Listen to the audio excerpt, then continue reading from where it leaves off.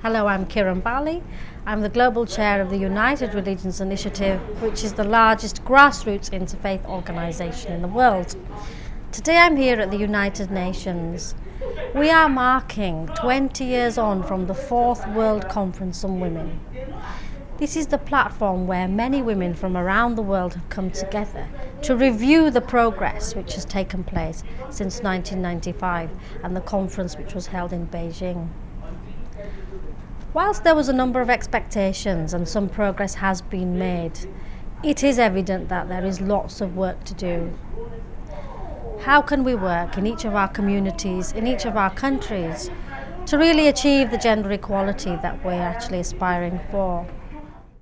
There is immense energy and dedication here in New York because people have joined us from all around the world. We have done a march together, we have had a number of different meetings, all to work towards the gender equality of women. Whilst that may seem like a very broad concept, the essence of it has to be in our own minds, in our own individual lives. And if we can manage to do that, this will create a domino effect into our communities and the society in which we live as well. We have a number of different statistics which support the progress that has been made. However, we mustn't rely on those figures alone. What we know we cannot quantify is the change that's taking place on the ground, in the mindsets of people, and the slow transition that we're seeing within communities. So I think we should be hopeful that change is taking place.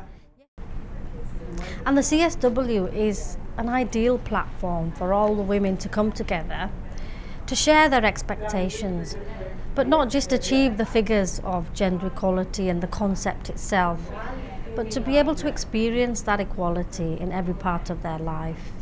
In some countries, from birth onwards, life automatically becomes a struggle as a female.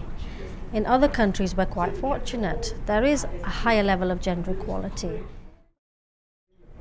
So many women across the world follow some form of religion, some form of spiritual expression or tradition.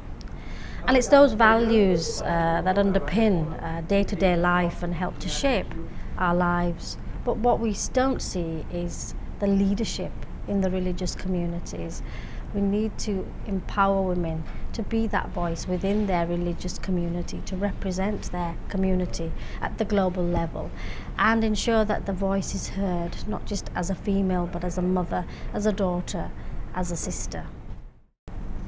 My key message today is that we as women know our sufferings, we understand the problems that we face, but we also have the secret of transformation.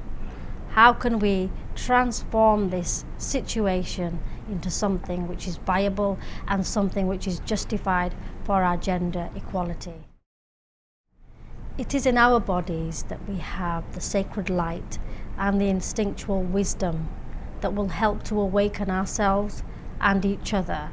And it is this light that is going to transform our communities, our society, and our global family. Through the wisdom of the feminine, each one of us can give birth to this new future. We can awaken the world and we can spread the divine light. As people of faith, we follow these great traditions, these great religions, and the values that underpin them. But I do think it's time to introspect. Are we actually practicing what our scriptures teach us? And if we are, how are we displaying the values of mutual respect, of compassion, of equality and justice? And if we are practicing these values correctly, then why do we still have a problem? Problems such as violence against women, domestic violence, general inequality and injustice to women. It's a problem going on around the world, and our introspection must be part of the solution. Thank you. And the rain came with love and watered the cocoons, and the sky opened and the butterflies starshined her light down with the moon. From the earth appeared 3 trees, gold, silver,